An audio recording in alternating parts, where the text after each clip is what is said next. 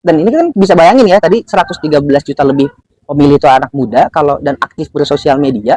Kalau semua on cam, kalau ada kejadian-kejadian yang mencurigakan, itu kan bisa mengurangi atau mencegah potensi-potensi pelanggaran ataupun kecurangan yang akan terjadi. Apalagi kalau misalnya nanti kan bisa di-report ke Bawaslu kalau ada Oh iya iya. kecurangan. Kalau misalnya penyelenggaranya nakal, bisa report juga ke DKPP gitu. Jadi sebenarnya banyak banget yang bisa dilakukan anak muda sih. Apalagi zaman sekarang tuh karena apa saking canggihnya teknologi tuh seperti yang Akang tadi katakan kamera gitu ya. Jadi ibaratnya kayak di mana-mana tuh bisa jadi ada CCTV gitu kan. Betul, bisa jadi ada jurnalis di mana-mana. Baik Kang, berbincang-bincang mengenai organisasi nih. Kita juga sebagai pemuda, apa sih manfaatnya tergabung dalam organisasi itu? Jadi organisasi itu sebetulnya memang dibutuhkan untuk kita sebagai seorang manusia. Karena kan secara prinsip kita sebagai manusia kan tidak mungkin hidup sendiri, pasti beraktivitas bersosialisasi. Misalnya kita nanti ke depan punya keluarga, punya rumah tangga pun juga itu sebetulnya organisasi, walaupun tidak diformalkan ya, nggak ada ADART, nggak ada konstitusi, tapi kan tetap ada siapa leadernya, kita posisinya sebagai apa. Nah, organisasi itu mengajarkan bagaimana kita punya uh, kemampuan memimpin yang baik, punya kemampuan manajerial yang baik. Konteks untuk anak muda butuh banget apa ya, belajar berorganisasi ataupun pengalaman berorganisasi karena dunia kerja sekarang ini mau apapun sektornya pasti butuh yang namanya leadership. Mau jadi pebisnis ya harus punya leadership. Nggak mesti jadi orang pemerintahan ya ataupun aktivitas di politik atau di sosial. Bahkan kayak teman-teman misalnya punya usaha jadi konten kreator ataupun podcaster. Kan itu juga punya tim di dalamnya. Kan harus punya leadership yang baik, manajerial yang baik, komunikasi yang baik, public speaking yang baik dan itu semua ada eh, pengalaman itu bisa didapat itu dalam berorganisasi. Jadi manfaatnya sangat banyak banget gitu. Baik, seperti itu ya Kang. Jadi organisasi itu sebenarnya tuh kerasa banget manfaatnya untuk kita sebagai manusia yang hidup di dunia ini tuh nggak sendirian gitu kan, Ya. sebagai makhluk sosial. Nah, kita berlanjut ke pertanyaan selanjutnya. Ini tuh pertanyaan yang informal sih, basa-basi kayak menurut Akang di kota Bandung ini apakah ada suatu masalah yang sedang terjadi? Bagaimana keadaan kota Bandung saat ini menurut Akang? Uh, Banyak sih sebetulnya ya. Ya. Karena saya tadi di awal bilang kan ya, saya kan lahir di Bandung, besar tumbuh juga di Bandung. Ya, saya tahu perkembangan Bandung dari mungkin kalau ingat mungkin memori SD lah ya, awal 2000-an misalnya. Saya tahu Bandung kondisinya gimana sama sekarang. Apalagi misalnya berbicara 2-3 tahun ke belakang. Kondisi Bandung, ya persoalan misalnya sampah, keamanan, terus juga lingkungan. Waktu dulu saya ke SD mungkin kalau ke sekolah, kayaknya masih hijau deh. Di jalan ya maksudnya, nggak terlalu macet. Oh Nah iya. sekarang ini kan udah macet, panas. Mungkin beberapa bagian itu udah bisa dibilang udah kayak Jakarta misalnya, Iya iya. Iya. udah kayak Bekasi misalnya yang macet banget. Kalau wisatawan di luar Bandung yang datang ke Bandung, itu kan main cuman ke Dago, Iya Asia yang Afrika, Bandung-Bandung kota gitu kan. ke itu. Ya, tapi kan Bandung itu kan bukan cuma hanya jalan Riau, jalan Dago ataupun Asia Afrika, tapi kan Bandung itu kan sampai di ujung sana Bundaran Cibiru. Hmm. Ke sana juga sampai perbatasan Cimahi, ke selatan juga sama kan ke perbatasan ini mau ke Majalaya misalnya. Nah, itu kan juga bagian dari Bandung. Dan itu yang saya lihat itu miris dan persoalan yang tadi itu mungkin bisa dilihat adalah dari leadernya. Saya sih kalau lihat dulu terakhir almarhum Pak Odet misalnya, itu masih baik-baik aja. Tapi pas almarhum Pak Odet itu meninggal, apalagi Pak Wakilnya naik dan juga nggak lama masuk penjara, nah itu kan Bandung benar-benar autopilot dan juga sekarang kondisinya mengkhawatirkan itu tidak mencerminkan kota Bandung sebagai ibu kota provinsi di Jawa Barat. Nah ini yang saya pikir permasalahan ini kompleks dan kayaknya perlu ngobrol panjang Pak tentang Bandung misalnya harus diapain ke depan gitu. Baik, seperti itu ya Kang.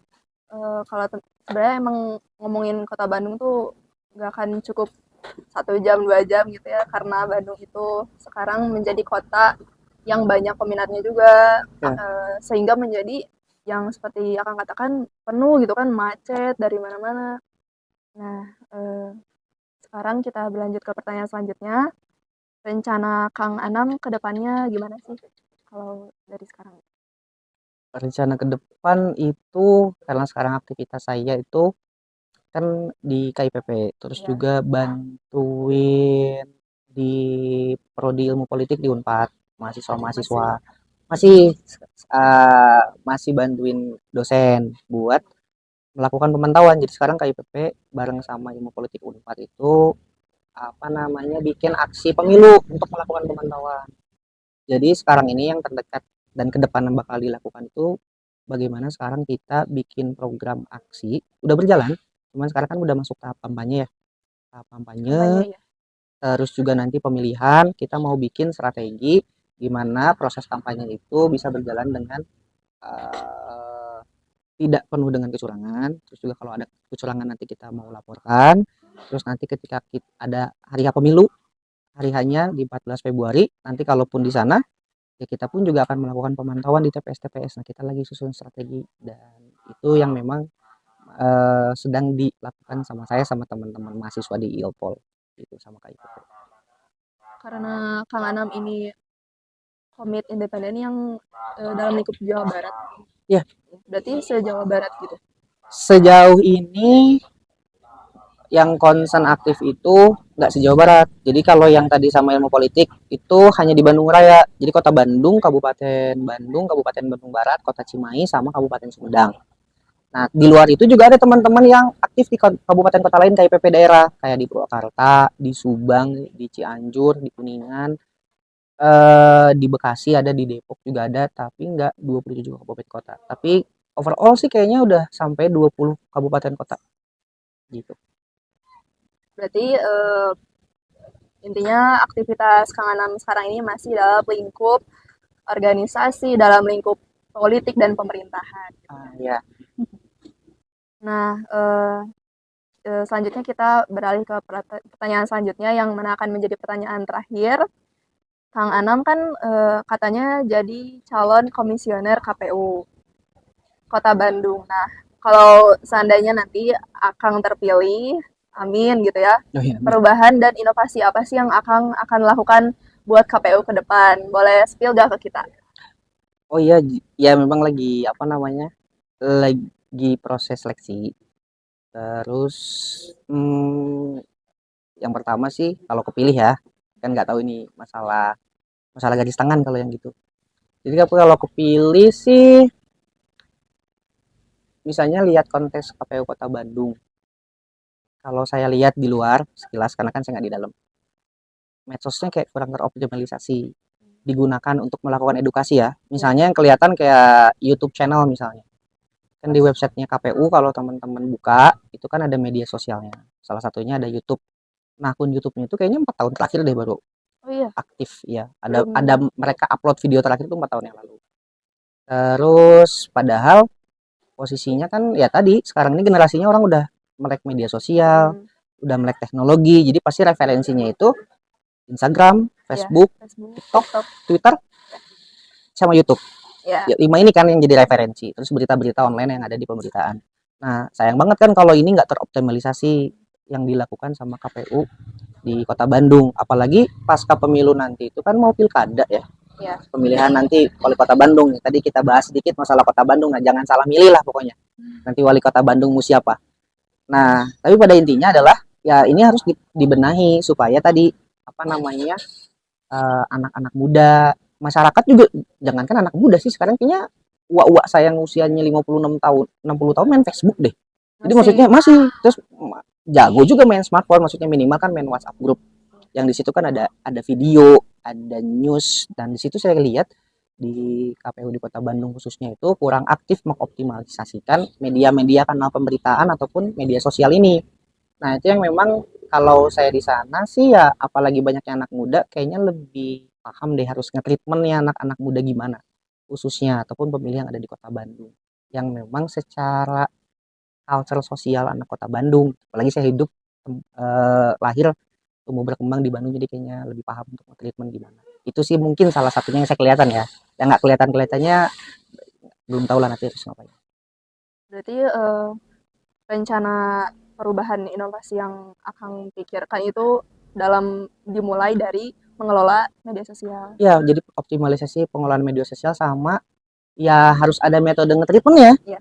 Jadi kan pemilih itu kan banyak-banyak ya. Ada Gen Z, ada generasi milenial, ada pemilih yang marginal ataupun kalau di istilah KPU misalnya ada pemilih disabilitas, ada orang tua. Itu kan treatmentnya juga harus beda-beda. Nah, kayaknya treatment ini yang tidak dikategorikan ataupun di nge-treatmentnya tuh gimana sih? Nah, ini kayaknya belum optimal deh. Nah, harusnya karena KPU itu tugasnya adalah salah satunya bagaimana meningkatkan partisipasi pemilih dan melakukan edukasi terhadap pemilih, ya metodenya harus dirancang sebaik mungkin, kanal medianya juga harus teroptimalisasi sebaik mungkin gitu. Baik Kang, untuk penutupan nih ada kesan pesan atau pesan-pesan untuk Karang Taruna nggak?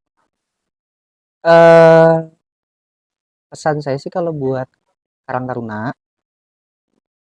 dan juga anak-anak muda, baik itu di Rancasari ataupun di Kota Bandung, karena sekarang momentumnya sedang pemilu, Ya. itu adalah yang pertama partisipasi dalam pemilu. Jadi gunakan hak suaranya di 14 Februari nanti untuk pemilu.